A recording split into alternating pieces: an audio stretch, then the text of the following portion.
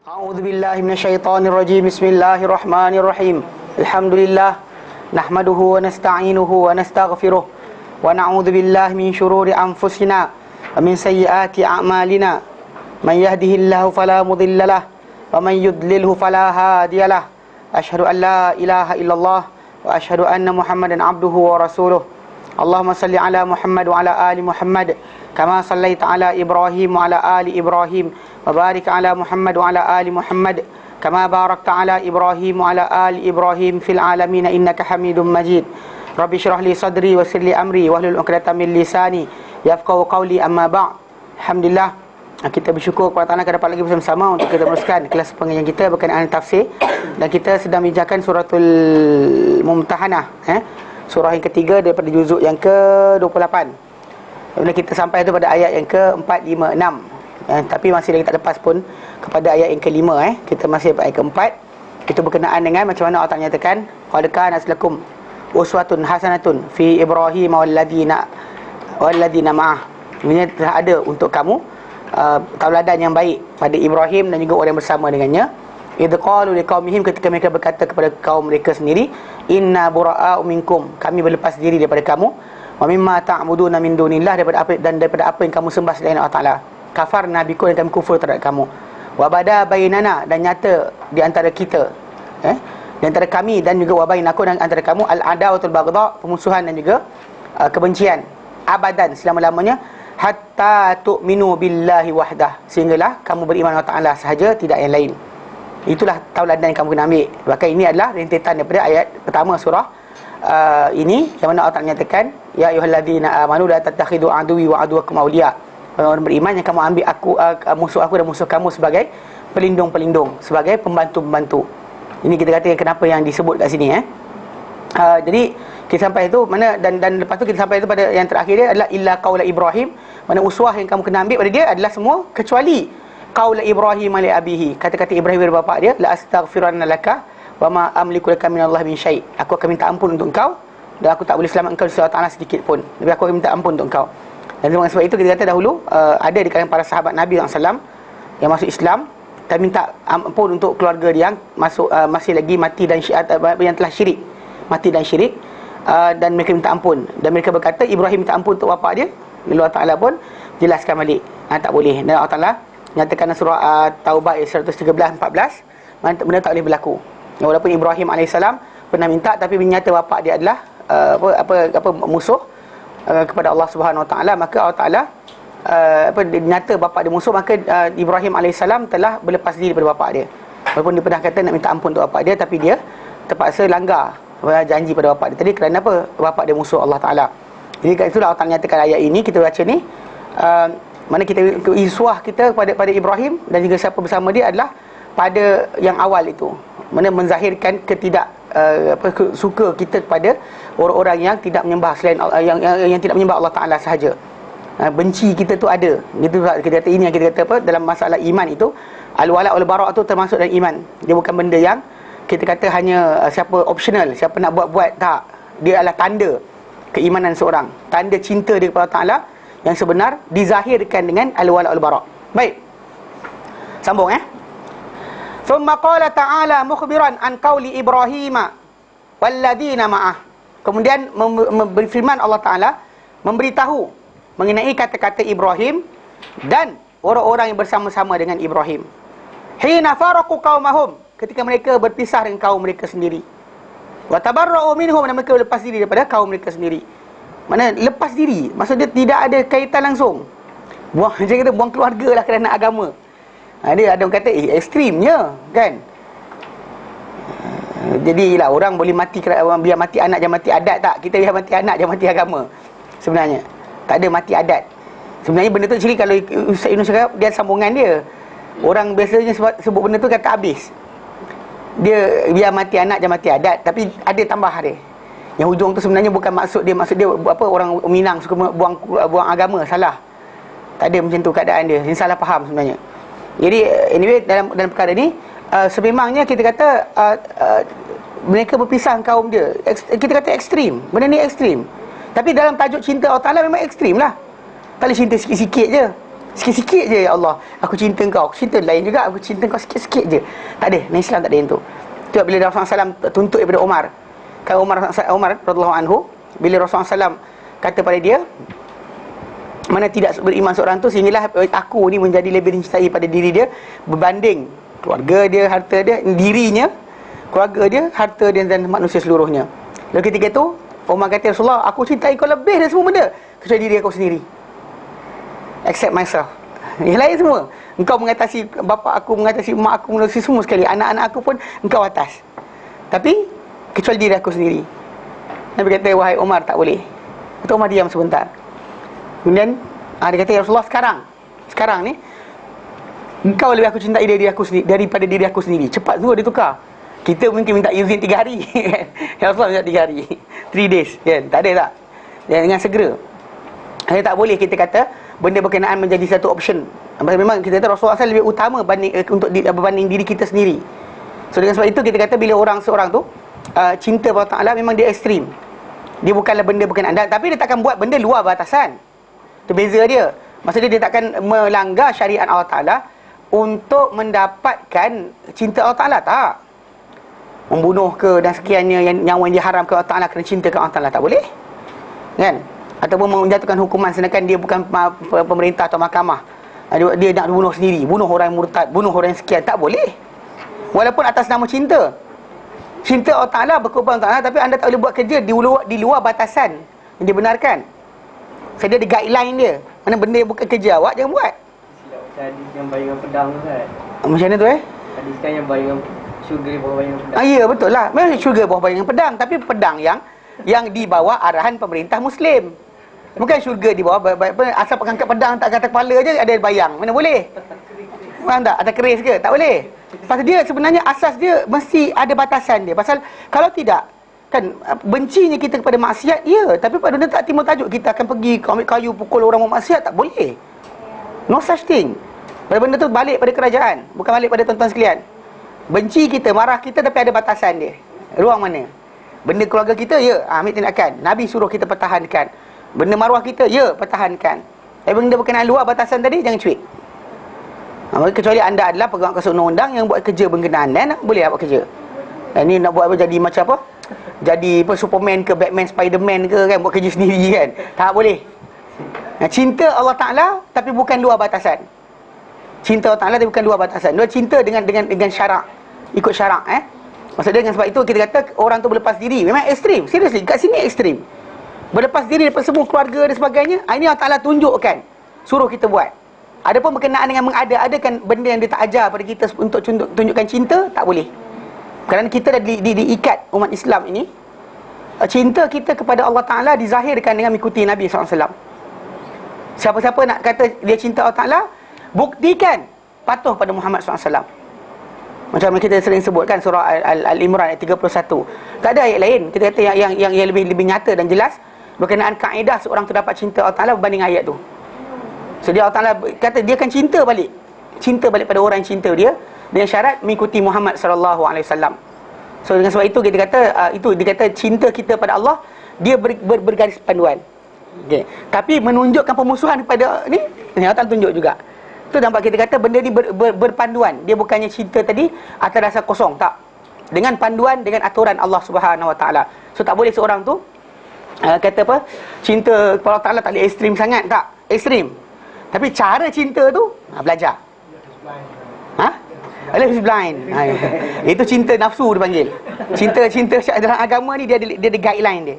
Itu sebab bila para sahabat Nabi ada nak puasa lebih, tak nak tidur, tak nak buka-buka, nak semayang, tak nak tidur-tidur, tak nak kahwin perempuan, kan Nabi marah. Nabi tegur mereka. Orang cuma hafal bab kahwin je. Sebenarnya hadis tu datang kan bab kahwin, bab berkenaan dengan limitation amal. Dia kadang-kadang masyarakat kita ni ada masalah tau. Dalil baca lain, dia faham lain. Macam baru ikis apa, Telaga Barhut tu kan. Sibuk bukan Telaga Barhut tu. Kononnya kisah tu benar. Kalau Telaga Barhut ni ada hadis Nabi menyatakan roh orang kafir sana. Seriously, kalau ni kata disebut dalam hadis Nabi sekalipun, kalaulah betul kisah itu, walaupun banyak orang mendhaifkan kisah hadis berkenaan, kalau hadis itu sahih, bukan maksud anda kena pergi depan tu, Abu Jahal, kau jahat lah, kau sekian. Bukan maksud maki orang jahat kat situ. You are not supposed to go there. Buat upacara. Faham tak? Dia macam contoh macam bila Nabi cerita tentang Ibrahim, tentang Musa alaihissalam. Nabi kata, kalau aku berada di Palestin, di sana, di Syam, aku tunjukkan kepada kamu kubur dia pada bukit pasir warna merah di tepi jalan. Kalau aku ada di sana, Nabi kata. Para sahabat buka Syam, terlupa nak cari kubur Musa. Perasan tak? Pasal Musa minta dimatikan dia dalam satu balingan batu. Satu balingan, one throw. Mana berapa kuat seorang tu boleh baling batu. Jarak tu lah kubur Musa daripada Masjid Al-Aqsa. Tapi para sahabat buka Palestin, terlupa. Hadis sahih, terlupa nak cari kubur Musa kat mana. Dia faham tak? Pengkhabaran tentang satu perkara, satu benda. Adakan satu benda lain, satu benda upacara, satu benda lain. Mana macam tadi kan, macam kubur Telaga Barhut, sahih. Kalau kisah tu sahih, kata ada di situ roh orang mati, bercanggah dengan tajuk hadis-hadis lain. Namun begitu, orang kafir kan, namun begitu bukan maksud dia anda kena pergi sana ludah. Kenapa? Ini tempat kubur orang kafir, roh orang kafir. Mana macam tu? Tak ada ajarkan, tak ada upacara. Faham tak? Dia terangkan benda tapi bukan untuk upacara. Macam kisah Nabi SAW kan kena gigit. Bukan kena gigit, kena bekam. Kan darah tu diberi pada sahabat tu pergi buang, dia pergi minum. Kan Nabi kata, wording dia, kalau begitu tidak akan masuk neraka, badan dalam dia ada darahku. Para sahabat semua dengar hadis berkenaan, tapi tak ada siapa lah lepas tu kokak tengok Nabi. Faham tak? Dia tak ada macam, you know the meaning is true, but to do something about that, itu benda lain. Faham tak? Jadi kalau orang salah faham, dia jangan kita kata asal ada hadis. Hadis tu sahih. Soalan understanding para sahabat macam tu ke? Adakah para sahabat beramai-ramai duduk lepak depan Telaga Zamzam, hei atuk aku, hei onyang aku? Ada buat macam tu ke? Tak ada. Tak ada, jangan buat lah. Mana dia memahami dalil satu benda, melaksanakan dalil satu benda yang lain. Sebab Islam tu dia terjaga daripada segi apa? Periwayatan, pemahaman, pelaksanaan. 3. Salah satu salah dengan salah terus. Penukilan salah, periwayatan salah, rosaklah. Ataupun pemahaman salah atau praktis salah, rosaklah. Sebab kenapa kita kata benda ni, kita kata kena faham. Pasal dalil hadis Nabi yang datang berkenaan dengan tajuk man raghiba an sunnati falaysa minni, mana siapa yang bukan tak suka sunnahku, bukan golonganku. Hadis tu konteks keseluruhan dia adalah para sahabat tadi nak beramal lebih daripada kedudukan yang sepatutnya. Nak puasa tak nak tidur, nak sembahyang tak nak buka-buka. Nak puasa tak nak buka-buka, nak sembahyang tak nak tidur-tidur, kan? Dan tak nak kahwin dengan wanita. Alasan dia kerana apa? Cinta Allah Ta'ala, nak mengejar syurga Allah Ta'ala. Tapi Nabi marah mereka, Nabi tegah mereka. Nabi kata, ama wallah, ataupun demi Allah, ini semuanya aku ni la akhsyakum, manusia paling takut, wa atqakum, dan paling bertakwa di kalangan kamu ila Allah, kepada Allah Ta'ala. Tapi aku sembahyang, aku tidur, aku puasa, aku buka, aku kahwin dengan wanita. Mana konteks tu kena faham. Hadis tu sahih. Tapi konteks hadis tu apa? Sebab kadang-kadang orang tak belajar bab ni kan, dia tak belajar, dia panggil sibuk riwayat hadis dia belajar, diriwayah tak belajar. Ilmu hadis ni 2. Satu riwayah, dia sibuk dhaifkan hadis, sahihkan hadis, tu riwayah dia panggil. Diriwayah ni pengertian, apa pemahaman patut kita faham daripada hadis tersebut. Ni kadang orang belajar bab ni, dia tak belajar. Tu je masalah dia. Dia baca hadis tu, ada hadis tentang Telaga Barhut, telah sahih daripada sekian. Soalannya sekarang, ada praktikal ke nak buat kerja? Apa patut kita buat? Macam tentang hari paling mulia adalah Jumaat, tapi Nabi tak suruh buat amal ibadat dan tu. Maka Nabi tak benarkan para sahabat puasa hari Jumaat. Faham tak? Jadi itu sebab kenapa kita kata bukan bila besar aja Islam, benda berkenaan kena ada practice something. Mana ada? Sebab kenapa kita kata benda-benda macam ni kena perhatikan balik cara kita faham dalil. So jadi bila para sahabat Nabi SAW yang nak tunjuk cinta tadi, tak nak sembahyang, tak nak kahwin, nak sembahyang tak nak tidur, nak puasa tak nak buka, tak nak kahwin dengan wanita, Nabi tegur. Nabi kata, barang siapa tak suka sunnahku, bukan golonganku. Pasal itu limitation amal. Follow exactly like the Prophet buat. Bukan tambah, bukan adakan, bukan buat gaya baru, tak ada. Walaupun cinta Allah Ta'ala dekat situ terletaknya. Macam dibuat oleh Abdullah bin Amr bin As. Abdullah bin Amr bin As, yang kita pernah ceritakan berkali-kali. Dia ni dia kahwin, orang tak tahu ibadat dia melainkan lepas dia kahwin. Lepas dia kahwin, bila orang tanya bini dia, macam mana suami kau? Bagus ke? Baik ke? Garang ke? Dia kata, suami baik sangat. Puasa tiap-tiap hari, sembahyang tiap-tiap malam, khatam Quran tiap-tiap hari, tak pernah naik atas katil. Sebab ujung tu tak pernah naik atas katil. So jadi Nabi dengar, Nabi panggil dia. Nabi tegur, Nabi kata, Nabi panggil dia tak datang, Nabi pergi rumah dia. Nabi perbetulkan. Mana walaupun dia kata ma uridu illa khaira, aku tak mahu ya Rasulullah melainkan kebaikan saja. Tapi Nabi kata jangan. Jangan, pasal setiap kita ni ada hak. Kita bukan kita hidup seorang, kita ada hak keluarga kita, adik-beradik kita, anak kita, isteri kita. Kalau isteri tu suami dia. Semua orang ada hak, jiran kita ada hak. Tak boleh kita kata saya nak hidup isolated kan. Dalam tu, tak campur orang, tak berdosa lah ke saya. Mana ada Islam ajar macam tu? Mana? Jadi dengan sebab itu kita kata dalam Islam tadi mencintai Allah Ta'ala, kita faham. Tapi buta tidak. Cinta buta tak ada. Cinta Islam cinta celik. Cinta celik, cinta berpanduan, guided. Pasal cinta ni tadi, kalau dia kata orang salah mencintai, dan dia ingatkan benda baik, benda salah dia ingat dia betul. Benda salah dia ingat betul. Macam tadi tak nak kahwin tadi, kenapa? Cinta Allah Ta'ala. Allah tak minta benda tu. Even He give you the desire untuk kahwin, untuk makan, suruh makan. Bahkan dekat mata kita nampak makanan tu sedap, maksud dia suruh kita makan.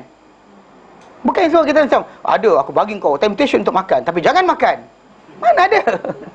Kan? Bahkan Allah kata, kulu min tayyibati ma razaqnakum. Makanlah daripada benda baik yang kami rezeki kepada kamu. Bukan suruh makan benda tak elok, benda yang picisan-picisan tu kan. Ada saya tengok orang beramal bab ni. Kita pergi dekat kedai kai amal kan. Kita duduk, kawan saya, lepas tu kena datang seorang abang Arab ni.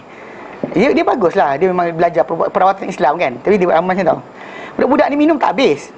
Saya minum habis lah, dia minum habis. Dia ambil cawan dia, tuang, dia minum. Dia minum macam tu. Saya kata, ambil lain. Tak, cukup dah. Dia nak yang sisa. Dia cari barang sisa nak makan. Kenapa? Ya bukan, tak memanglah kalau yang tadi tak minum tak habis, dia salah lah. Tapi untuk cari yang sisa, tidak. Islam tak suruh macam tu. Makan benda yang elok, makanlah yang elok. Makan yang sedap, makanlah yang sedap. Tak ada masalah. Makan benda tadi adalah galakan Islam. Makan benda yang baik, halal dan thayyibah. Halal lagi baik, halal lagi elok. Kan halal tapi basi. Kan halal tapi basi. Ni makanan ni halal ni, tin tadi buka laici. 2 hari lagi nak batal, nak habis tarikh 18 sebab besok tarikh habis. Siapa entah pergi letak laici dia tu, dia tak ni buka-buka tu meletup, pum. saya pegang tin tu dah, dia tin tu melengkung dah. Masa belum laici ni nak minum lah. Lepas tu kan buka, saya kata meletup ni masalah dia. Tengok dalam tu laici elok lagi, tapi air dia sikit kuning, macam ada karat sikit lah. Dia tak minum lah kan. Tapi cerita dia nak fahamkan sekarang. Maksud dia halal tak soalan? Halal. Nasi basi tu halal. Siapa kata haram? Tak ada haram pun. Makanlah. Dia bukan termasuk daripada benda curi, bukan daripada babi dan sebagainya kan. Tapi tak tayyib.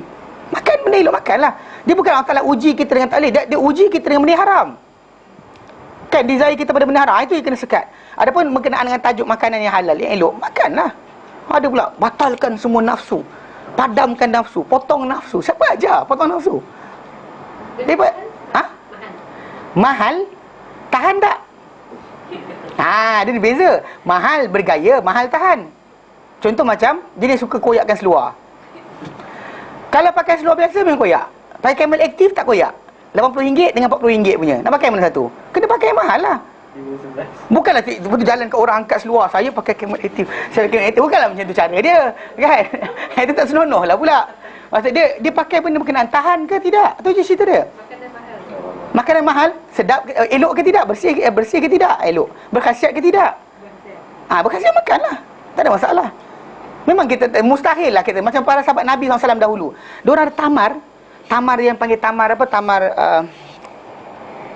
Nama Nabi dulu ada tamar yang apa, tak elok dengan tamar elok, yang kes masalah riba. Ada bacakan hadis tu? Apa nama tamar tu? Tak ngajar zakat dia lepas, tak ada riba lepas dah. Para sahabat Nabi nak makan tamar, ini tamar yang kurang, ini tamar yang elok. So Nabi tak ada kata macam makanlah tamar yang kering tu, sibuk nak makan tu, kan syurga nanti ada. Rasul tengok, tak ada. Rasul tak kata yang tu. Rasul kata apa? Jual yang ini dengan dirham, ambil dirham beli. Nabi benarkan. Nabi tak kata macam jangan makan tamar elok.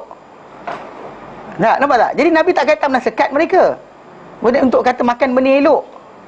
Peliknya kalau orang kata macam jangan ni, buangkan nafsu anda. Buangkan, yang best ni untuk guru ngajar macam ni, dia makan duit anak murid dia. Buangkan nafsu anda, macam ni dia kata. Ini masalah tak senonoh kan. Buang nafsu anda, dia punya nafsu penuh kan. Itu tak senonohnya untuk guru. Tak apalah, saya berkorban untuk anak murid, saya habiskan barang ni. Mana boleh? Kan? Salah. Dan Islam kita kata benda elok makanlah. Kan? Benda baik elok makanlah. Tak ada masalah, Islam tak pernah sekat. Kan? Benda baik, benda elok makan, ambil. Tak ada, dan actually kita kata bersifat hiburan. Selagi tak ada benda maksiat, buatlah. Tak masalah benda. Kalau kita kata itu kena asas dalam Islam ni, benda berkenaan tidak dikatakan buang nafsu. Mana cinta Allah Ta'ala bukan maksud anda buang nafsu. So kenapa bila kita lihat ekstrim para sahabat Ibrahim dan siapa bersama dia, ekstrim. Dia berlepas diri daripada semua keluarga dia, buang bapak, buang mak. Seriously, tak ekstrim lagi ke? Kalau orang kata buta, itu cerita buta sungguh. Tapi dalam masa apa? Dalam masa sama, cinta mereka ni guided. Itu kita dapat sahabat Nabi SAW, macam Mus'ab bin Umair. Kan dia kata pada mak dia, kalau mak ada 100 nyawa, keluar satu-satu. And then every time keluar atau terseksa, maksud dia kan keluar hilang 1, 2, 3 kira. Masa dia setiap kali nak keluar nyawa kan mati sakit. Mak ada 100 nyawa, keluar satu-satu nyawa mak. Saya takkan tinggalkan agama ni. Itu ekstrim. Tapi bukan maksud ekstrim tadi reka amal baru. Tak nak kahwin, tak nak sekian, tak ada. Tak timur tajuk tak makan. Mus'ab bin Umair tidak makan satu benda pun. Mana ada? Kan itu kita kata bezakan cinta yang yang celik dengan cinta buta. Islam ni ekstrim cinta dia. Mana kita berkorban apa saja untuk agama Allah Ta'ala, untuk Nabi dan untuk Allah Ta'ala, kita korban apa saja. Masa kita, waktu kita, kan, keremajaan kita, macam para ulama buat. Itu yang kita kata ulama-ulama ahli sunnah wal jamaah, bukan ulama-ulama ahli bid'ah. Ulama sunnah wal jamaah dia habiskan masa dengan belajar, mengajar, bukan nyanyi. Masa dia habis. Musafir pergi cari ilmu, cari hadis. Imam Syafi'i duduk di Baghdad, minta pergi nak datang ke Yaman. La budda min Sana'a wa intalas safar. Pasal nak jumpa Abdul Razak San'ani, nak belajar, nak dengar asar pasal Abdul Razak San'ani. Musannaf beliau adalah yang terbaik, paling banyak kumpulkan tentang kata-kata para sahabat. Siapa nak belajar apa para sahabat punya fatwa, buka Musannaf Abdul Razak. Imam Syafi'i sibuk nak datang, nak belajar. Sungguh-sungguh dia datang sampai ke Sana'a nak cari Abdul Razak San'ani. Yang datang daripada Mesir, yang pergi ke Iraq, pergi ke tempat mana Imam Ahmad kena kurung pun ada. Daripada Andalus datang. Memang macam tu, habiskan masa. Sampai tak kahwin pun ada. Serius. Syekh Imam Nawawi rahimahullah sibuk belajar, mengajar sebagainya, sampai sekali mati 40-an. Tak dan pun kahwin. Itu kita kata, itu contoh cinta yang kita bagi cinta celik. Cinta buta, cinta celik. Cinta buta duduk diam, ngigau kan, tak buat kerja apa, duduk diam je. Cinta, lepas tu tidur, nyilih basi. Bukan yang tu. Cinta betul, cinta buat kerja, cinta yang ada.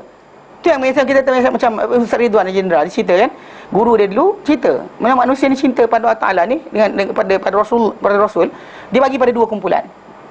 Seorang guru daripada India tu, guru dia daripada India ke Pakistan, duk ngajar kat Madinah tu. Dia kata, guru dia kata manusia cinta Tuhan ni ada dua. Cinta Rasul ni ada dua kumpulan. Satu kumpulan, bayangkan ada tayar bergolek daripada atas bukit, nak langgar badan Rasulullah. Golek, Rasulullah duduk kat bawah. Manusia akan pecah dua. Satu kumpulan kerja nyanyi, bukan nyanyi, menjerit. Ya Rasulullah, ya Rasulullah, ya Rasulullah, ya Rasulullah, ya Rasulullah, Rasulullah. Dia tak pergi pun. Duduk diam tepi jalan, selamatkan diri dia, biar benda terlanggar Nabi. Sambil menjerit. Itu kira ada juga tindakan.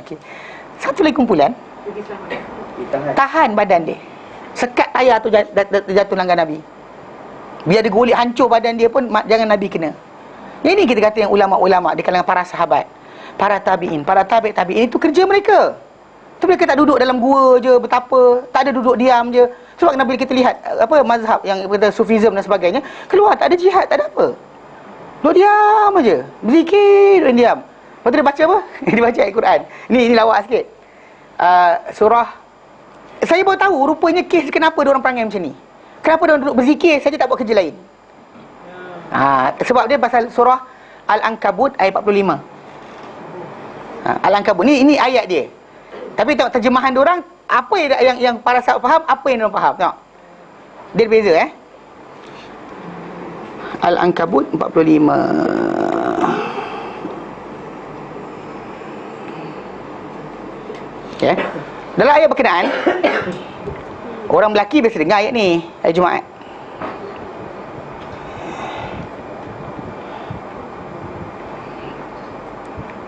Kalau perempuan mungkin jarang, kecuali kalau dia sambil masak, dia dengar apa khutbah Jumaat. Itu bertuah kalau ada. Ya sambil masak pasang khutbah. Yelah, kot-kot orang tahu suka dengan khutbah. Kalau rajin, nak bukan sini, tempat lain, sini okey. Okey, dengar. Itu kalau masak okey. Awak tanya tekan. Saya dapat tahu, saya ada orang tu hantar pada saya dia punya PowerPoint, guru dia mengajar, dia tulis kat situ apa benda yang dia tulis. Okey. Kata, "Utlu ma uhiya ilaika minal kitab." Bacalah apa yang diwahyukan kepada engkau daripada kitab, wa aqimis solah, dan dirikanlah solat. Dirikanlah solat. Innas salata tanha 'anil fahsya'i wal munkar. Solat itu mencegah daripada keji dan mungkar. Confirm relax, faham dia tak ada masalah lagi. Kemudian wala zikrullahi akbar, dan benar-benar zikrullah itu lebih besar. Tahu dia letak belakang tu dalam kurungan. Berbanding mana-mana amal yang lain. Faham tak? Dia kata mana zikir Allah Ta'ala lebih besar berbanding amalan-amalan lain. Mana ada handphone aku tunjukkan gambar ni. Kalau ada lagi lah. Ni tunjukkan pasal ada PowerPoint tau orang tu hantar. Dia baca, dia hantar PowerPoint tu, saya tengok, saya cakap saya kata kan. Pasal daripada itulah timbul ni tajuk kenapa dia tak buat kerja lain. Belajar tidak, apa tidak, zikir je. Sebab apa? Sebab dia rasakan dengan benda berkenaan ayat tu kata dan benar-benar mengikuti Allah Ta'ala lebih besar. Okey, kejap. Saya tunjukkan mana dia orang ni. Salah. Itu masalah dia. Okey, saya tunjukkan nanti. Pasal ada dari tafsir, daripada tafsir para sahabat penjelasan dia. Okey. Dia. Nampak tak? Saya tunjukkan. Bengkoklah. Sesungguhnya mengikuti Allah Ta'ala berbanding ibadah-ibadah yang lain. Nampak mengikuti Allah Ta'ala lebih besar daripada ibadah-ibadah yang lain. Dia sebab tu lah. Dia terjemahkan ayat tu, lepas dalam kurungan tu, masuk di situ. Okay. Ibn Abbas radhiyallahu anhu, ini disebut oleh Imam, saya ada paste benda tu, tapi tak boleh baca kat sini. Ini Tabari dalam ni. Dalam bahasa Arab lah. Dia macam ni. Okey, saya baca balik Yaqub daripada Imam Tabari kata, hadatsana Yaqub Ibrahim. Dalam cerita kepadaku Yaqub bin Ibrahim. Qala, dia kata hadatsana Hushaim. Dalam cerita kepadaku Hushaim. Qala akhbarana Atha ibn Sa'ib. Dalam cerita kepadaku Atha bin Sa'ib. An Abdullah bin Rabi'ah, daripada Abdullah bin Rabi'ah. Dia anak murid kepada Ibn Abbas. Dia kata qala li Ibn Abbas, berkata kepada Ibn Abbas. Dia kata hal tadri ma qauluhu, apakah engkau tahu tak apa yang dikatakan, apakah firman Allah Taala wala dzikrullahi akbar? Ini Ibn Abbas tanya pada kawan ni, pada anak murid dia Abdullah bin Rabi'ah. Qala qultu na'am. Dia kata aku tahu. Lepas tu Ibn Abbas kata qala fama huwa, apa dia? Qala qultu, dia kata aku katalah tasbih, tahmid, takbir, qiraat, dia kata dalam solat, fi solat dan solat, wa qiraatul Quran wa nahwi dhalik, dan lain macam tu. Ini kata anak murid dia. Ibn Abbas berkata qala laqad qulta qawlan ajaba, engkau telah cakap satu kata-kata yang ajaib. Dia kata wa ma huwa kadzalika, dia bukan macam tu, it's not like that. Walakinnahu, tapi dia innama yaqulu, Allah Ta'ala sebenarnya nyatakan di situ, zikrullahu iyyakum, ingatan Allah Ta'ala kepada kamu, indama amarakum, indama amara bihi aw naha anhu, bila Allah Ta'ala perintahkan kamu buat satu benda, larangkan satu benda, dan ingatan Allah Ta'ala kepada kamu. Idza dzakartumuhu, bila kamu ingat Allah Ta'ala, akbar, lebih besar, min zikrikum iyyah, berbanding ingatan engkau kepada dia. Meaning that kamu dirikan solat, itu ingatan kepada Allah Ta'ala. Allah Ta'ala nyatakan wa aqimis solata li dzikri, dirikan solat untuk mengingatiku. Tapi kamu ingat Allah Ta'ala, katakanlah besar ni, Allah ingat kamu besar ni. Mana dia faham tak? Ingatan Allah kepada kamu lebih besar. Itu maksud dia. Ini ada terbalik kan. Saya pelik, saya kata pasal orang ni zikir, dia rasa macam besar sangat. Apa dia ambil ayat ni? Tapi kita baca dalam tafsir para sahabat kata salah. Ibn Abbas kata salah, bukan macam tu. Pasal ingatan Allah Ta'ala kepada kamu, bila kamu buat benda dia perintahkan, benda yang dilarang kamu buat. Kamu buat kan? Dan ketika itu kamu ingat dia, tinggalkan yang haram, buat dia suruh, kamu ingat dia. Dia ingat kamu lagi besar. ingatan dia kepada kamu, wala zikrullahi, zikir ingatan Allah Taala kepada kamu akbar, lebih besar, bigger than your remembering. Engkau ingat dia ingat kamu lagi besar. Wallahu ya'lamu ma tasnaun, Allah Taala tahu apa kamu buat. Saya pelik, saya tengok kenapa cakap yang tu. Rupanya dia orang ada idea bahawa zikir tu lagi tinggi daripada semua benda. Sedangkan zikir terbesar adalah solat. Semua ibadat adalah zikir. Zikir terbesar adalah solat. Bukan tasbih, takbir dan sebagainya, tak. Zikir terbesar adalah solat. Pasal Allah Ta'ala nyatakan, wa aqimis salata li dzikri. Dan surah Taha, dirikan solat untuk mengingatiku.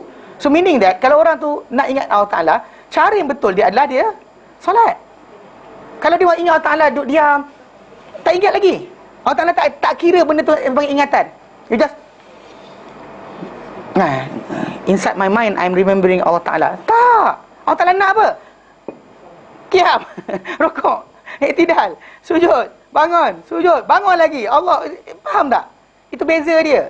Dan bila kamu buat macam tu, ingati Allah Ta'ala, Allah ingat kamu lagi lebih daripada kamu ingat dia. Tu yang wala zikrullahi akbar. Kan kita kata one translation biasa orang kata betul lah dia cakap tu. Tapi bila kita baca terjemahan para sahabat, tak, salah. Saya hantar apa version saya punya ni, saya hantar copy paste kitab tafsir Qurtubi tu. Kemudian bawah tu saya terjemahkan semua sekali. Senyap terus, tak cakap apa dah. Kalau tidak nanti melawan juga. Dia macam dia akan melawan lah. Ini ilmu kitab dan sebagainya. Last kali saya tak saya paste benda tu, senyap tu, tak cakap apa. Rupanya ada idea macam tu. Yang ini yang saya paste, yang tunjuk dari PowerPoint. Syarahan salah seorang di antara guru-guru yang mengajar tentang kenal makrifat, kenal Tuhan ni. Jadi anak murid ni dia kata, oh rupanya dia ingat macam tu. Itu yang dia buat 70,000, 100,000 dan sebagainya. Dia tak banyak solat. Dia banyak zikir. Dia salah faham berkenaan dengan pengertian wala zikrullahi akbar tu. Seksa badan lah.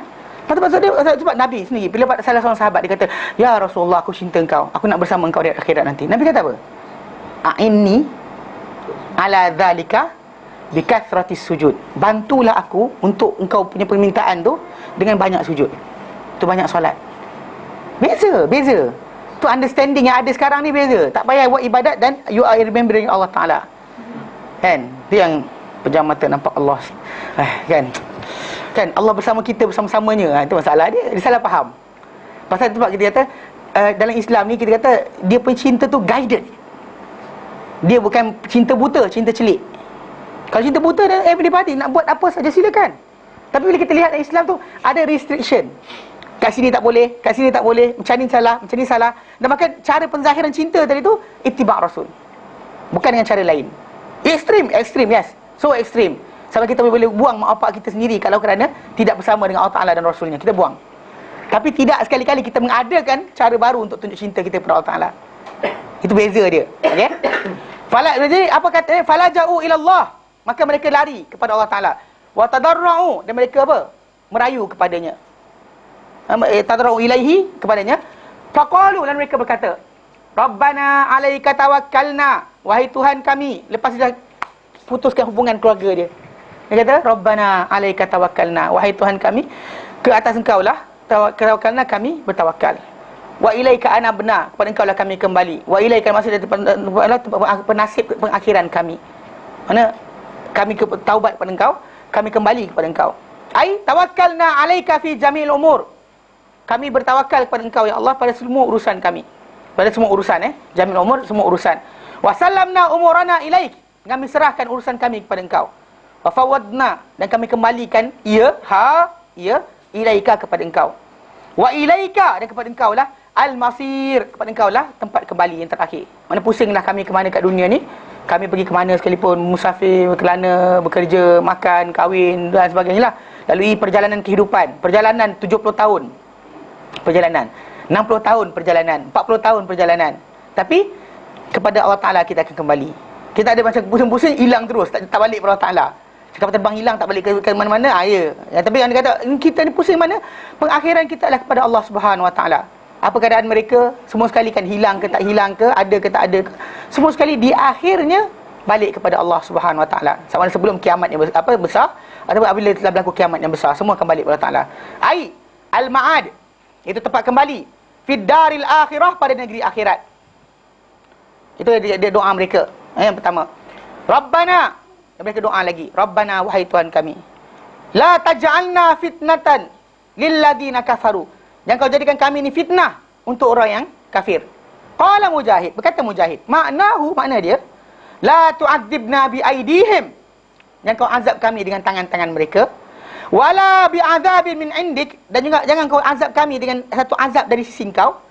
Fayaqulu, dan mereka akan berkata bila nampak azab tu berlaku, lau kana haula'i ala haqqin ma asabahum hadha. Kalaulah mereka ni di atas kebenaran, tidaklah menimpa mereka apa perkara ni.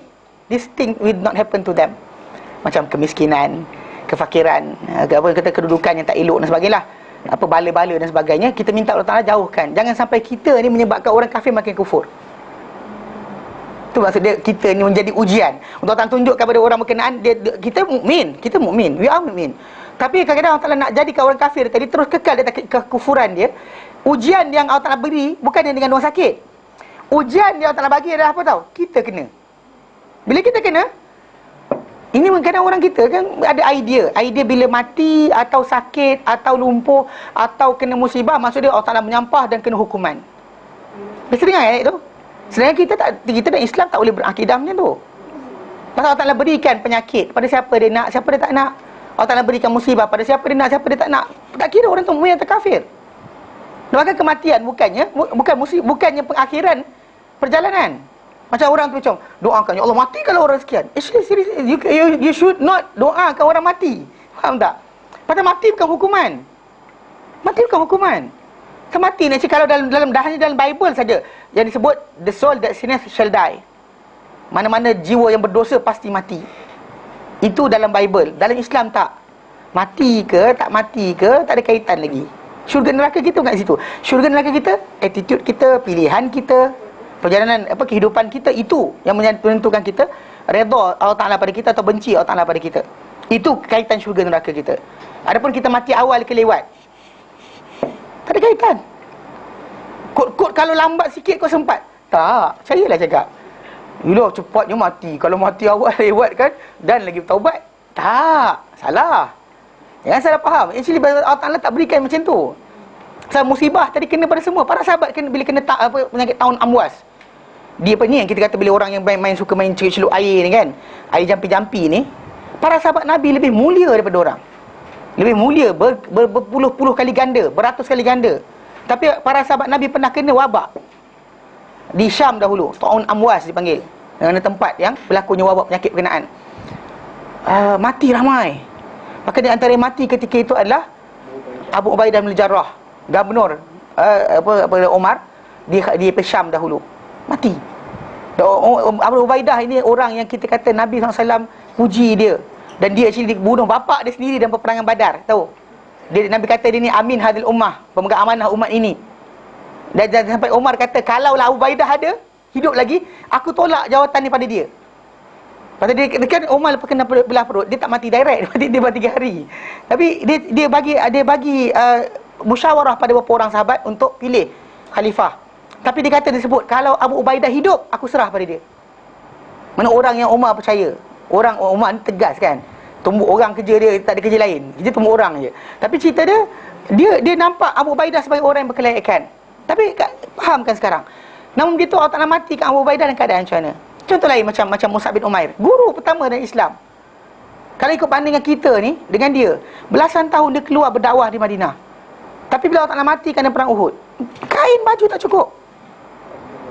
Mana dua dikepanggil dua benda kita belajar kat situ. Pertama, kain kapan mesti daripada harta orang tu sendiri.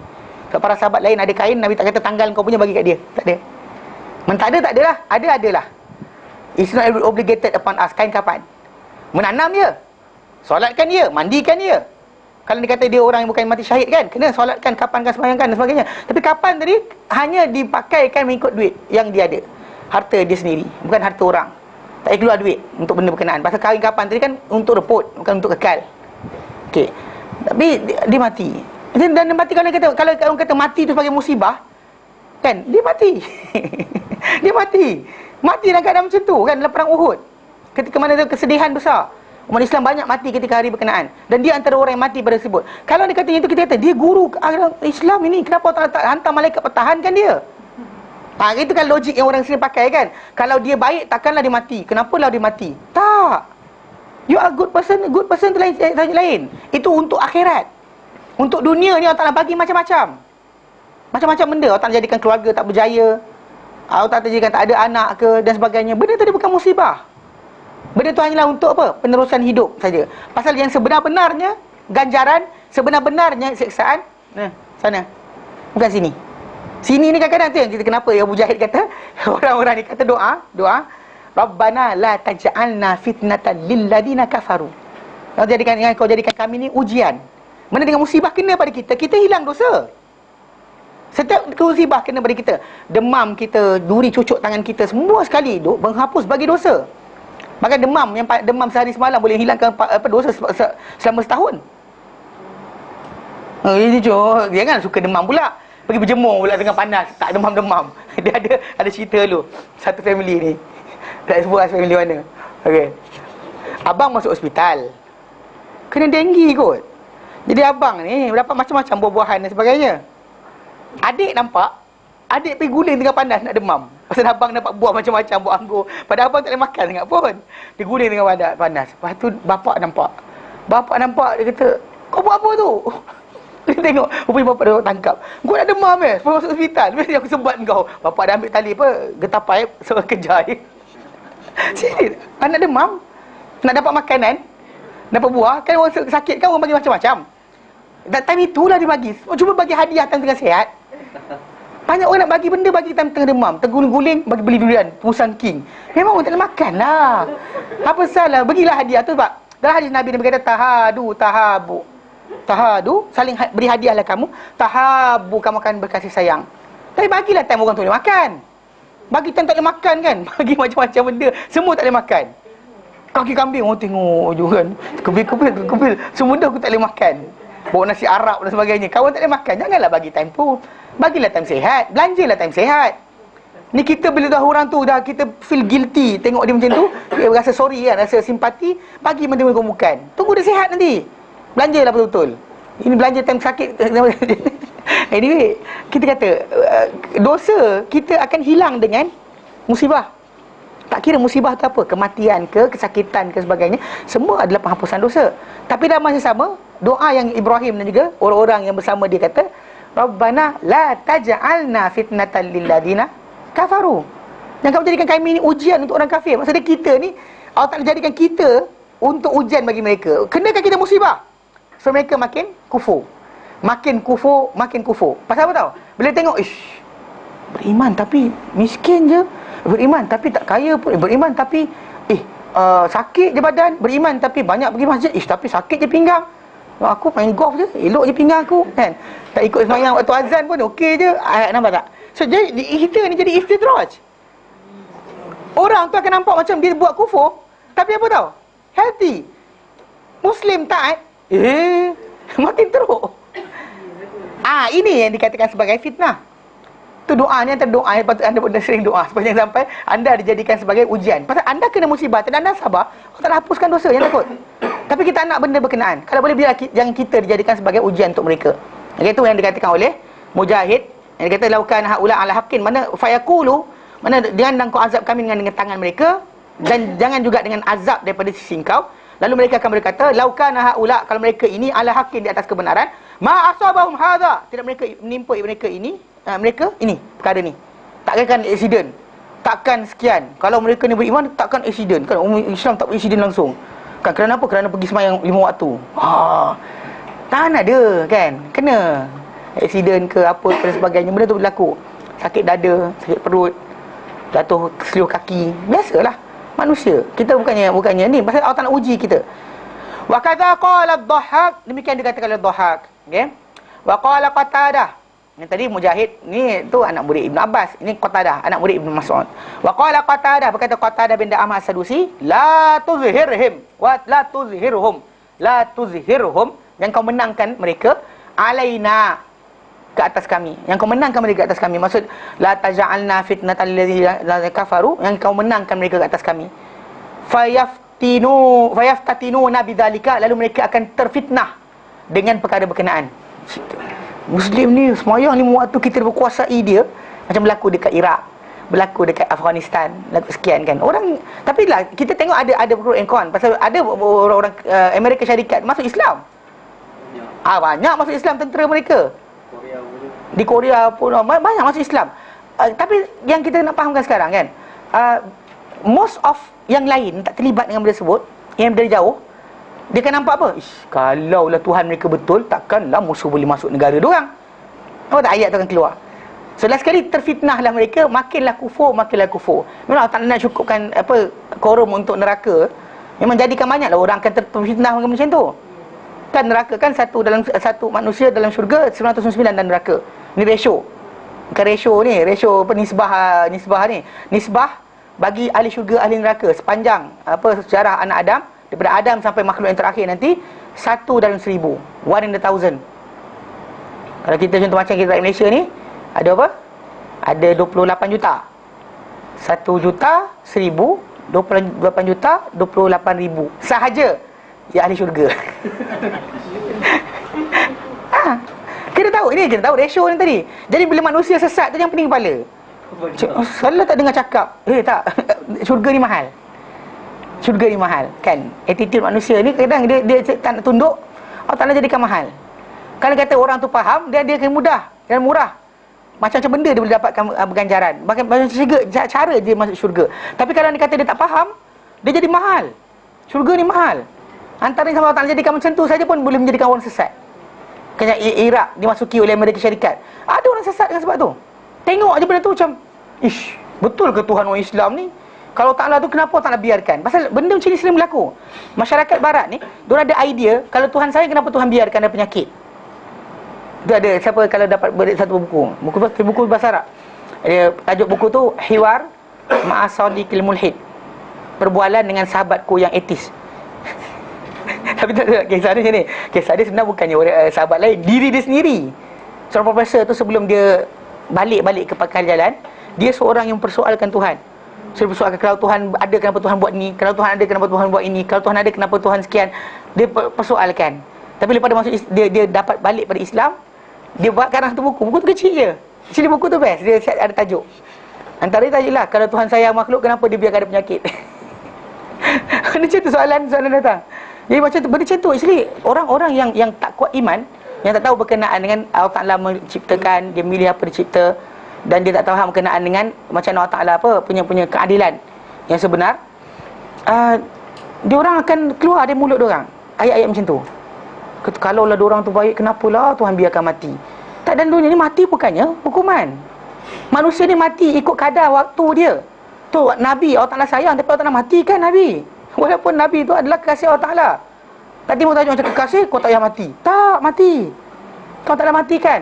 Jadi bagi seorang mukmin yang faham, dia tak kisah. Mati itu ada perjalanan, cycle of life akan berlaku, tak kira cepat atau lambat. Tapi ada orang yang tak faham, dia akan nak yang jahat je mati, yang tak jahat jangan mati. Mana boleh macam tu? Kata rumah tak cukup. Rumah tak cukup, tanah tak cukup. Macam mana? Sama manusia ni, kalau kan dia katakan yang baik tu ramai kan, katakanlah manusia yang baik ni kan, kemudian tak mati-mati, macam mana cycle kehidupan nanti payah, betul tak? Allah Ta'ala tahu kenapa. Dan bahkan orang tu patut mati ke tidak, Allah Ta'ala tahu kenapa. Dia tak ada Allah Ta'ala tak adil, maha adil. Dia maha adil, maha mengetahui, maha bijaksana, maha luas pengetahuan. Tidak ada benda dia buat salah. Yang sebab itu dia kata kalau seorang mukmin tak ada masalah. Tapi orang yang tak ada iman ni, atau iman dia goyang, benda yang macam ni adalah ujian. Dia nampak, kalau Muslim kenapa jadi macam ni? Kalau kenapa Tuhan tak selamatkan? Kenapa Tuhan tak sekian? Kenapa Tuhan tak sekian? Kenapa Tuhan tak sekian? Kenapa Tuhan tak sekian? Dia keep on going. Sedangkan Allah Ta'ala buat apa dia nak, jangan persoalkan. Tapi lepas dapat jadi, dapat dia goodness daripada benda berkenaan, sengih pula. Kan tunang-tunang kali pertama tak jaya, nangis gila-gila lah, umpam-umpam kepala kat dinding, ketuk-ketak. Lepas tu dapat kahwin lagi baik daripada tunang yang tak jadi. Ketika tu alhamdulillah tak jadi hari tu. Dia one thing for sure, hilang kerja, musibah kan. Tapi kita dah dedicated gila dah, dedicated gila-gila, tapi kena buang kerja juga. Dan lepas tu nak marah lah, kenapa aku tu dari jahat, dia songlap duit, yang ni songlap sekian, kenapa aku yang kena? Oh, banyak lagi orang menipu. Kenapa aku yang kena? Kenapa aku yang kena? Kan? Tapi lepas tu bila dapat kerja baru, gaji lagi baik, lagi ringan kerja, alhamdulillah, patutlah kena buang hari tu. Tak, itu benda yang paling orang tak sangka bab ni. Paling manusia tak faham. Sebab kenapa kita kata bila orang kata doa jangan minta dihukum, dijadikan fitnah pada orang kafir tadi, pasal diorang akan terfitnah tau. Diorang akan cepat tergerak dengan situasi tadi. Bagi mukmin tak, benda tu berlaku ke tak berlaku ke sama je. Mati ke tak mati sama saja. Sedih akan berlaku, tapi tidak menjadikan sebab untuk kita putus harapan kepada rahmat Allah Ta'ala. Mati ustaz ke, tak, bila kita tak siapa nak ajar. Mana pula Islam terdekat dengan ustaz? Kan Nabi mati, para sahabat teruskan hidup. Tak ada macam tu, Nabi mati, terjun ramai-ramai dalam longkang. Mana ada? Kan, faham tak? But it's not end of the ni. Pasal pengakhiran setiap manusia, setiap diri. Bukan bergantung dengan orang ni, tak ada habislah kita, tak ada nak belajar. Mana ada? Para sahabat tak macam tu, dan apa salah kita kena? Kan, bahkan orang yang ditarik daripada mereka, itu Rasulullah SAW lebih besar daripada mana-mana manusia yang mati kat dunia ni. Rahmat sekalian alam ditarik oleh Allah Ta'ala. Tapi still, diorang tak ada macam habislah kita. Tak ada. Diorang teruskan kerja, teruskan dakwah, teruskan kerja, kehidupan mereka sebagai manusia, teruskan menjalankan tanggungjawab mereka sebagai pengganti Rasulullah SAW. Kita faham kat situ. Diorang tak ada macam, tak faham macam kita faham. Pasal dia kata mati ke tak mati sama je. Kan? Bahkan kalau mati syahid lagi bagus dia mati biasa. Betul tak? Mati syahid lagi bagus dia mati biasa. Bukan mati kita minta mati jatuh kapal terbang, bukan minta macam tu. Tapi benda berkenaan adalah di antara mati syahid. Mati terbakar, mati lemas, mati sekian dan sebagainya. Tak minta, tapi kalau jadi, dan actually orang tu dipilih oleh Allah Ta'ala. Kita pilih cara mati, you don't choose how to die. Kan? Kadang-kadang buat nak mati, macam ada orang tu pergi, saya ingat ada seorang kawan saya kenal. Di situ dia pergi Pakistan, belajar kat sana. Lepas tu jumpa satu sekolah tu, adalah orang kat situ, orang Arab tua. Rambut putih dah. Datang, asalnya bukannya ustaz pun. Tapi lah kerana dia orang Arab, dia boleh mengajar bahasa Arab. Tapi cerita dia datang zaman Rusia masuk tu. Rusia masuk 80-an tu, dia masuk ke Afghanistan untuk tolong halau Rusia. Rusia keluar, dia terlibat dengan semua peperangan. Tak pernah mati-mati, dia kata. Kali-kali dah aku pergi, kawan-kawan aku semua mati, dia kata. Aku seorang yang tak mati. Dia pergi, dia tak mati, dia tak mati. Semua benda tak mati. Macam mana? Pasal mati tu bukan kita pilih. Bukan kita pilih. Allah Ta'ala nak alihkan, dia alihkan. Nak kenakan, dia kenakan. Itu bukan kerja kita. Macam mana hujan turun, nak turun ke tidak, kita tak kawal. Macam itulah mati kita kawal. Faham macam tu je. Okey? Dan sebab itu kita kata, bagi mereka tak lihat. Tapi bagi orang kafir, dia melihat kematian, penyakit sekian adalah musibah yang menunjukkan orang itu betul atau salah.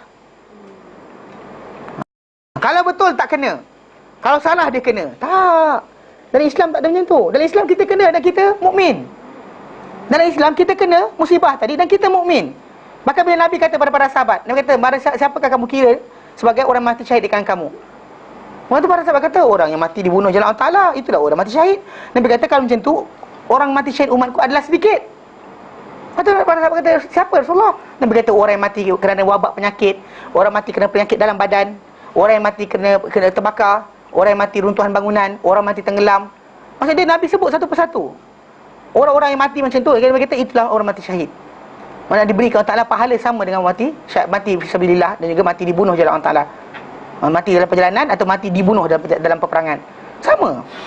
Cuma layanan kita, cara mandi, kafan, semayang untuk orang yang mati syahid tidak dilaksanakan, ditanam je.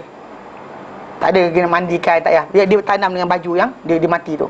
Kalau dia akan bangun, datang pada kiamat nanti wangi, lebih wangi daripada kasturi, menjadi saksi untuk dia di hadapan Allah SWT. Adapun yang lain tadi, mandikan, kafankan, semayangkan. Atau wanita yang mati beranak dan syahid, tapi tetap kena mandikan, kafankan, semayangkan. Dia tak mati macam mana, itu ada di lain sikit. Tapi segi masalah mati syahid, mana kata syuhada the same orang kata treatment yang di hadapan akhirat nanti. So kalau dia kata benda berkenaan, mati biasa dengan mati sekian, dia nak pilih mana satu? Mati syahid lah. Tapi mati tadi ikut mati kasar, musibah. Mati accident, mati sekian, mati ni, mati tu kan. Kita tak nak. Tapi kalau jadi, maka benda tu pilihan Allah Ta'ala. It's not for us to choose. Faham? Dan kalau kita ada, kalau kita kena, kita redha. Dan mungkin orang tu nanti akhirat nanti akan tarik kita. Orang mati syahid ni boleh tarik keluarga dia. Dia tarik kita keluar daripada neraka. Nak masuk neraka dah, tarik. Sebagai syafaat dia bagi kita. Kat situ lah kita, alhamdulillah kau mati macam ni hari tu. Kalau kau mati biasa terkatil, tak selamat aku. Faham tak?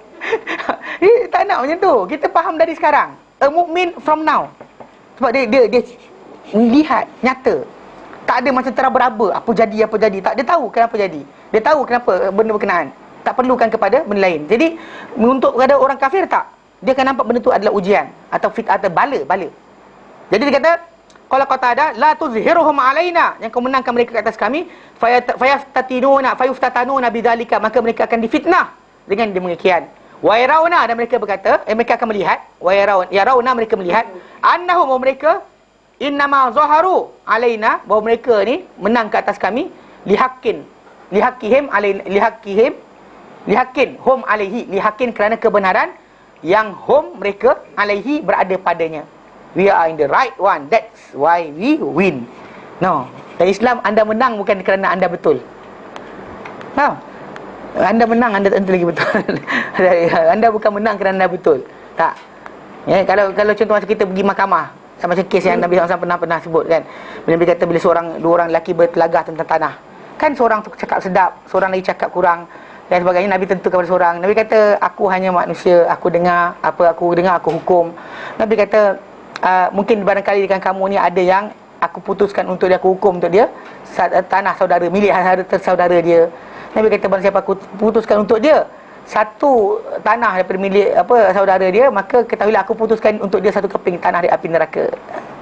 Walaupun dalam law yang berlaku sekarang berjalan, nampak macam halal, tapi tak, di sisi Allah Ta'ala tetap tak halal. Faham?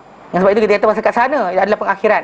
Tapi pasal banyak orang ingat bahawa kalau betul kena menang, kalau betul kena berjaya. Para anbiya banyak yang kalah maksud dari segi apa? Dari segi dakwah tadi, tak ada siapa ikut. So apa? Usul dakwah tak betul. Tidak, Rasul ni patut belajar usul dakwah. Tak. Diorang actually memang betul dah. Pasal Allah Ta'ala kira effort dan intention diorang, bukan masalah result.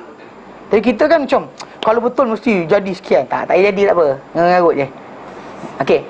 Waqtarahu Ibn Jarir, dan pendapat ini dipilih oleh Ibn Jarir. Waqala Ibn Abbas, berkata Ibn Abbas, la tusallithum alaina, yang kekuasakan mereka ke atas kami, fayaftinuna, lalu mereka akan menguji kami pula, mengenakan kami dengan siksaan. Itu maksud dia. Ini yang Ibn Abbas pilih. Tapi banyak yang pilih pendapat yang pertama dan kedua. Okey. Wa qauluhu, dan Allah Ta'ala firman lagi, waghfir lana rabbana. Para anbiya, Nabi Ibrahim dan lain-lain bercakap, dan ampunkanlah untuk kami, waghfir lana rabbana innaka antal azizul hakim, sungguh engkau maha perkasa lagi maha bijaksana. Ai wastur dzunubana, dan tutupkanlah dosa-dosa kami, an ghairika, daripada selain engkau. Actually pasal ghafara dengan kaf, ghafara dengan apa tu perkataan? Ghafara, dan kita ada belajar tu. Ghafur dengan satu lagi. Afu. Afu. Benar, afu ni padam terus, tak ada boleh tinggal. Ghafara ni tutup, cover. Ghafara, cover. Afa, let go. Macam hutang saya, let go. Afautu ank. Aku maafkan. I pardon you kan. Pardon maksud dia tak ada ni dah, kosong terus. Hapus kira. Yang ini tutup. Barang ada lagi belakang. Barang tu ada belakang tu, tutup tapi ada belakang. Jadi kata wastur dzunubana an ghairik. Sembunyikanlah, tutuplah dosa-dosa kami daripada selainmu. Mana jangan orang lain tahu. Memang kita kata kita semua ada dosa, mana ada dosa. Tapi tutupkanlah dosa kami. Sebab pasal dalam hadis Nabi kata kullu ummati maghfur, semua umatku akan diampunkan, ilal mujahirun, kecuali orang yang menyatakan dosa dia, mujahirun. Betul, pada sahabat kata siapa? Orang tu adalah orang yang buat dosa malam, pagi besok cerita kat orang. Kau tahu malam tadi aku tak semayang pun. Dia bangga pula. Buat tak senonoh dah bangga. Kau tahu aku dapat sekian, kau tahu aku buat khianat, kau tahu. Dia buat macam tu saja, maka payahlah sikit untuk lepas. Sekarang kita belajar hari tu kan, dalam yang hari tu yang apa berkenaan dengan najwa, hadis bisik tu kan. Mana Umar bin Khattab anhu ceritakan, macam di hari akhirat nanti ada orang yang Allah Ta'ala akan bisik dengan dia. Panggil dia, kata engkau buat benda sekian. Kita betul ya Allah, betul ya Allah. Allah Ta'ala kata apa? Aku yang sembunyikan benda-benda berkenaan daripada manusia pada kat dunia dahulu. Akulah pada hari ini akan mengampunkan kau daripadanya. So jadi harap jangan orang tengok dosa kita. Jadi kadang-kadang kita ni contoh pada orang untuk buat dosa ni. Orang kata dia buat, Dia banyak orang kan, dia laju, kita laju juga kan. Tengok orang kan, orang masuk lane apa? Lane emergency kan, kecemasan. Motor nak lintas, dia pergi himpit orang. Dia rasa nak sepak cermin ni. Masalah je, tapi tak elok lah kan, orang tak suruh macam tu. Tapi anyway, dia masuk. Seorang masuk, nampak tak lain ikut? Tu masalah tu. Yang itu masalah dia. Dan nampak dosa lain tu juga. Dosa-dosa lain macam contoh, macam kita kata macam bab berkenaan dengan tajuk apa hiasan pada wanita, kan benda-benda pelik, pakaian yang pelik-pelik tu kan. Seorang pakai lain ikut. Seorang pakai, seorang kan heng gitu kan. Satu orang macam okey jom pakai pula. Yang second pakai pula. Lepas tu datang suka apa pakai pula. Last sekali dia jadi macam tu. Itu payahlah, yang macam tu payah sikitlah. Dia soal jawab panjang sikit. Yang dia buat soal salah, Allah Taala je tahu. Maka nasib dia insya-Allah Taala akan berikan lebih baik daripada yang lain. Dia kata apa? Okey, wa'fu anha, dan maafkanlah. Mana? Tutup dan maafkan. Okey. Fima bainana wa bainik, di antara yang mana benda yang apa di antara aku dengan kau, di antara kami dan kau ya Allah. Tutupkanlah, maafkanlah. Jangan kau hukum kami. Kita minta mereka. Innaka antal azizul hakim, engkau maha perkasa lagi maha bijaksana. Ai alladzi la yudamu man ladza bijanibika. Maksudnya tidak akan dibinasakan siapa-siapa yang lari melekat kepada mendapatkan tempat di sisi engkau. Siapa yang dapatkan perlindungan pada engkau, takkan akan ada siapa boleh membinasakan dia. Itu yang kita aziz, perkasa. Siapa pergi dekat kepada Allah Taala, dapatkan perlindungan Allah Taala, kita tak ada siapa boleh memberikan kesebaran kemudaratan. Al-Hakim, yang maha bijaksana, fi aqwalika, pada kata-katamu, wa af'alika, dan perbuatanmu, wa syar'ika, dan juga syariatmu, wa qadarika, dan qadarmu, ketentuan, ketetapanmu, semua sekali engkau adalah maha bijaksana.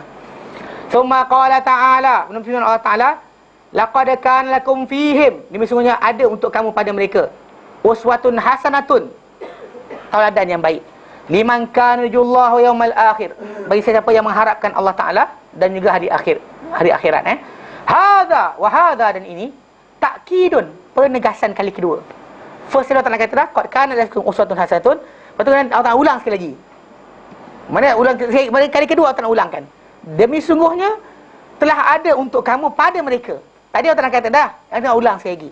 Dia kata hadza takkidun, ini adalah penegasan lima taqaddama, bagi apa yang telah lalu.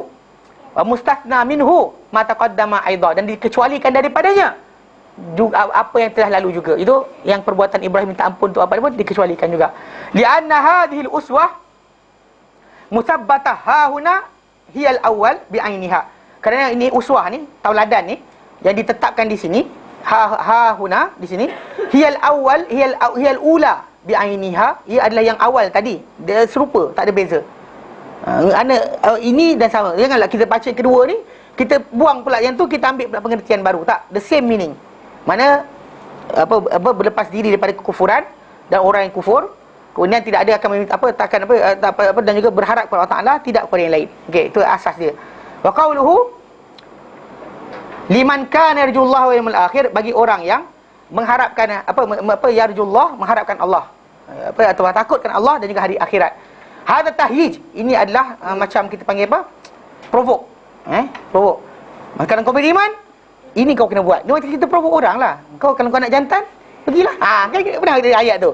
Itu provoke sebenarnya. Kalau orang kata, kalau jantan pergilah.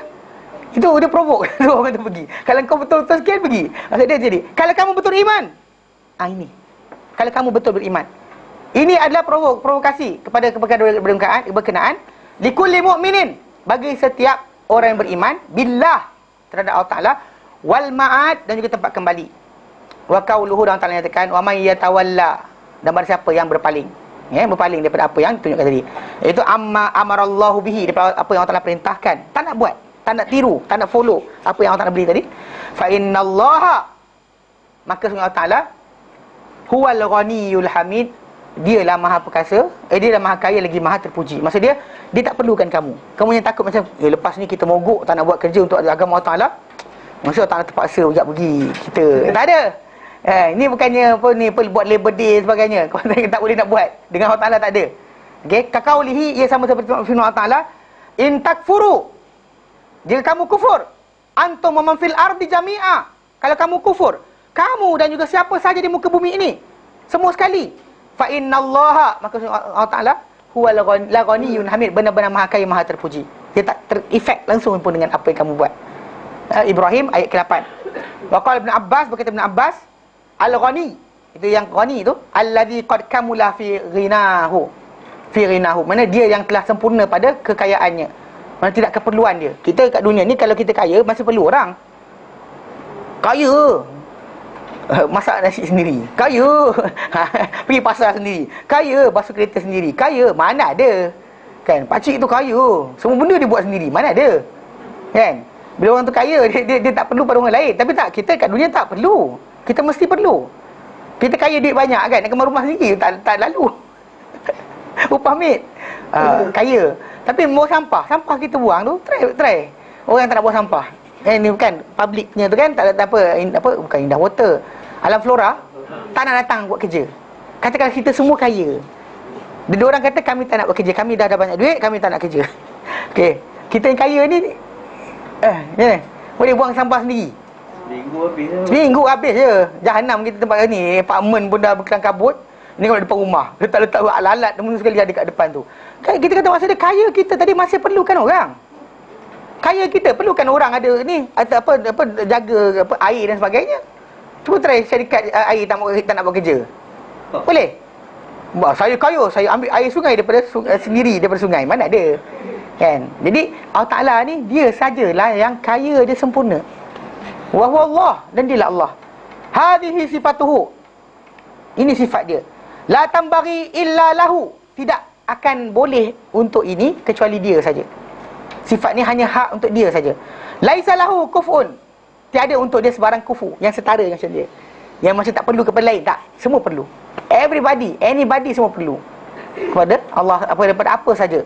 Anything Walaisa kamitslihi syai', dan tiada serupa dengan Allah Taala suatu benda pun. Subhanallah, Maha suci Allah Taala, Al-Wahidul Qahhar, yang Maha tunggal lagi Maha perkasa. Qahhar. Okey, Al-Hamid, yang Maha terpuji, Al-Mustahmadu ila khalqihi, yang dipuji, yang terpuji kepada di sisi makhluk-makhluk dia. Ai huwal mahmud, dia yang dipuji fi jami af'alihi, pada semua perbuatan dia. Semua everything dia buat, dia bagi buruk ke baik pada kita, alhamdulillah. Macam orang lah kena demam kan, dengan dosa yang datang tadi, dengan demam yang datang tadi, dosa dihilang. Patut dia kena lafazkan. Tapi macam kena bilang alhamdulillah, kena demam. Kan tak? Alhamdulillah ala kulli hal. Kan? Kita sebut yang tu Wa aqwal, daripada kata-katanya, apa kata-kata Allah Taala arahan dia? La ilaha ghairuhu, tiada Tuhan selain dia. Wala rabbun siwah, dan tiada Tuhan, tiada pentadbir alam selainnya. Inilah kita sifat yang terakhir. Allah Taala akhiri ayat berkenaan. Lepas dia bagi tahu pada kita, kamu kena buat macam ni. Tak nak dengar? Up to you. Dia tak ada macam, kalau kamu terdengar, okeylah aku bagi insentif. Tak ada. Kamu tak mahu dengar? Allah Taala Maha Kaya, Maha Terpuji. Dia tak pernah terdesak, terharap atau berharap, bergantung pada manusia untuk apa-apa sahaja sekalipun. Jadi dengan sebab itu kita kata inilah ayat ni memberitahu garis panduan bagi kita berkenaan al-wala wal bara. Islam ekstrim dalam mencintai Allah Taala, tapi terarah. Ekstrim dan terarah. Cinta tadi saya sampai boleh buang keluarga, buang sanak saudara, bahkan jadi berseorangan. Semua para anbiya pun macam tu. Tetapi dia kata ada guideline dia. Bahkan nanti kita akan jadikan insya-Allah bincangan nanti. Mungkin kita tinggal 1 kali atau 2 kali je lagi sebelum puasa kan. Sekali lagi je lah. Sekali lagi depan kita akan ambil satu lagi bahagian, kemudian insya-Allah kita akan cuti. Dia Ramadan tak ada kelam malam. Bukan ni, memang orang semua nak tarawih dan sebagainya, nak ibadat musim ibadat. Kita kata ustaz-ustaz pun nak lepak-lepak kan. Jadi tapi kadang ustaz tak lepak juga, orang ajak pergi tazkirah. Sungguh tak? Okey. Tapi kadang kata itu kita buat kat rumah sebagainya, tarawih lah isi dalam masa Ramadan yang akan datang ni. InsyaAllah kita yang akhir last kali minggu depan. Lepas tu kita akan ambil break sampai lepas raya nanti insyaAllah. Pasal Ramadan kita tak ada kelam malam. Kita off kelam malam Baik, wallahu alam. Sallallahu alaihi wasallam Muhammad wasallam alhamdulillah alamin. Subhanallah syadallah anta astaghfirullah. Assalamualaikum warahmatullahi taala wabarakatuh. Ya. Kita rasa kita besar dosa kita. Macam mana? Boleh. Boleh. Pasal kita berdosa ke berdosa Allah Taala bagi. Pasal tak, pasal ada pasal benda tu tadi aturan pusingan tau. Kau ingat tak hadis yang Ad-Dailami? Ibn Dailami kata apa? Kan dia tanya kan, dia tanya dengan Ubay bin Ka'ab tentang apa, tentang qadar. Kan Ubay bin Ka'ab jawab, dia kata law anna Allah azaba ahla sama'ihi wa ahla ardihi, kalau Allah Ta'ala azab penduduk langit dia, penduduk bumi dia, azabahum walaysa bizalimin wa huwa laysa bizalimin lahum. Kalau Allah Ta'ala azab mereka, Allah Ta'ala akan azab mereka dan keadaan dia tak zalim pada mereka. Walau rahimahum, kalau dia rahmati mereka, kan rahmatu khairul lahum min a'malihim, rahmat mereka, dia kepada untuk mereka tadi lebih baik daripada amal yang mereka buat. Kemudian disambung lagi, dia kata pasal Ibnu dalam ini nak tahu qadar dia, macam tu lah. Okey, lepas dia kata walau anfaqna mithla uhudin dhahaba, kalau kau infakkan sebesar bukit Uhud emas, ma qabilallahu mink, Allah Ta'ala akan terima ia daripada kau, hatta tu'mina bil qadar, kau beriman qadar, wa ta'lama, dan kau tahu annama asabaka, bahawa apa-apa timpa kau, lam yakun liyukhti'uk, takkan miss. Anything happen to you will not miss you, takkan miss. Dia kena, memang kena. Dia takkan boleh berelak pun, pusinglah mana pun, mesti kena. Sebab kenapa kita takkan ada kalau aku tak berdosa tak kena? Mana boleh? Nak kena. Sebab kita kata tadi, para sahabat tadi berdosa ke bila Allah tak nak berikan dia musibah? Tak. Berikan mati? Tak. Berikan mereka penyakit? Tak. Mati penyakit tahun amwas, di tahun yang kita macam dekat Eropah, Black Plague, tahu? Mati ramai-ramai, bukan seorang-seorang, mati ramai-ramai. Bukan berasa dosa. Yang Allah Ta'ala bagi kan. Dan dia kata wama akhta'akan, dan apa-apa miss kau takkan kena. Anything miss jadi kita takkan kena. Bukan masalah dosa atau pahala. Kena kerana Allah Ta'ala nak. Tak kena kerana Allah Ta'ala nak. Not because of your dosa. Pasal Allah Ta'ala tak letak karma. Sebab kenapa dalam Islam ni bila orang tu kata nak kena dosa dulu, dia bersih dosa, kena musibah baru dosa bersih, dia ada masalah. Sebab dekat situ akan menyebabkan dia tunggu-tunggu dosa bila kena. Bila nak kena dosa ni? Bila nak kena musibah ni? Dia karma thinking is not from Islam. Dalam Islam ni orang tu boleh berdosa dengan banyak dosa, tapi dia pergi Allah Ta'ala minta ampun, Allah Ta'ala hampuskan semua sekali, without kena hukum. Sebab bila ada seorang sahabat Nabi kan, doa yang kes hadis doa Rabbana atina fid dunya hasanah wa fil akhirati hasanah wa qina adzabannar kan, Nabi ajarkan doa tu. Ini doa ada Quran. Tapi bila Nabi ziarah sahabat-sahabat Nabi sakit, dalam Bukhari Muslim, lelaki ni sakit, teruk sakit dia, sampaikan satu bulu pun tak ada badan dia. Sahabat yang datang tengok kata macam dia ni macam anak burung baru menetas, tak ada bulu selai pun. Lepas tu Nabi pergi ziarah dia. Satu riwayat kata Nabi doakan untuk dia sembuh, balik besok dengar kata sakit lagi, ambil ziarah kali ini, doa, Nabi kata insya-Allah sembuh besok, tak sembuh juga. Kali ketiga baru Nabi tanya dengan dia. Tapi ada riwayat kata datang, Nabi terus tanya. Nabi tengok rupa dia macam tu, Nabi terus tanya. Nabi kata apa? La'allaka qulta syai'an, barangkali kau ada cakap something. You say something. Nabi cakap pada dia macam tu. Dia diam lama. Lepas tu dia kata, betul ya Rasulullah, ada. Aku cakap, ya Allah, kalau aku ada dosa nak dihukum di akhirat, habiskanlah di dunia. Nabi kata, kenapa minta macam tu? Kan, kenapa minta dihukum? Kenapa tak kata saja Rabbana atina dunya hasanah? Kenapa tak doa itu je? Kenapa kau minta dihukum? Allah Ta'ala tidak miskin untuk menghapuskan dosa kau. You're not supposed to macam, aku dosa yang aku buat ketika muda dahulu. Macam saya dosa sampailah dosa laga ayam dan sebagainya kan, macam budak-budak tu kan, tunggu dah kena laga pula bang. Seriously, takkanlah kita nak minta benda berkenaan jadi lagi. Kita tak nak benda berkenaan, tak nak dihukum. You are not supposed to ask to punishment tu. Dosa kita, musibah berlaku, jangan jatuh motor ni pasal laga ayam hari tu lah. Tak ada je kan, jatuh motor, ni tangan bercalar ni pasal laga ayam hari tu. Mana boleh. Nanti kita dah minta ampun pada Allah Ta'ala, minta ampun pada dia dan harap pengampunan berkenaan dan yakin diampunkan, tanpa kita buruk sangka pada dia, tanpa kita nantikan akan datang hukuman baru daripada dia. No such thing. Kita buat benda berkenaan dan percaya karma, ada masalah. Hidup kita akan memang actually trouble. Pandang je sikit je, lepas tu macam kita expecting tau. Dosa pernah buat ketika muda, katakan dalam perkahwinan, kita expecting akan gagal perkahwinan sebab dosa kita pernah buat dahulu. Sebab macam tu pasangan kita pun pening kepala. Musnah perkahwinan, serius. Memang akan rosak, kehidupan akan rosak. Bila anak je nakal je, dia tak doa dah, dia tak ada macam ni. Padahal dia letak anak dia tinggal ngamit. Padahal dia bukan dia bela anak tadi. Itu saya kan cerita, dia orang tanya saya anak nakal macam nak buat kan. Saya kata, soalan pertama, dia jawab, siapa jaga anak? Semua senyap. Nak cakap semua takut. Sebab apa? Bila saya tanya balik, betul, anak dijaga oleh maid dan sebagainya, bukan dijaga oleh bapa atau mak sendiri. Memang anak nakal. Tak ada ke doa? Saya kata tak ada doa. Tapi sometimes ada orang dia ingat benda tu karma, because dia dulu nakal dan anak dia kena nakal. Mana boleh macam tu? There's no such thing as karma. Dia tak ada tengah timur macam tu. Pasal tu sebab kita kata dalam Islam, jangan kita fikir macam tu. Memang kita kata kita akan ditimpakan musibah dengan dosa, kerana dosa kita buat. Kalau benda tu jadi, maksud dia Allah Ta'ala nak hapuskan dosa kita. Kalau tak jadi, maksud dia kita kena minta ampun cara lain, dengan bersedekah ke, beristighfar ke, bangun malam ke dan sebagainya. Kena buat ibadat banyak lagi. Kalau kata Allah Ta'ala beri musibah, maksud dia Allah Ta'ala sayang kita dan dia nak kita apa? Dihapuskan dosa dengan segera. Jadi musibah ni adalah penghapusan dosa, apa shortcut, tanpa melalui proses mengalir air mata dan sebagainya, tanpa kenang, tanpa rasa sesal, Allah Ta'ala bagi, boom. Itu cara dia. Tapi kadang-kadang orang tak menyesal pun kena musibah juga, kan? Orang yang tak nak minta ampun, Allah Ta'ala bagi musibah.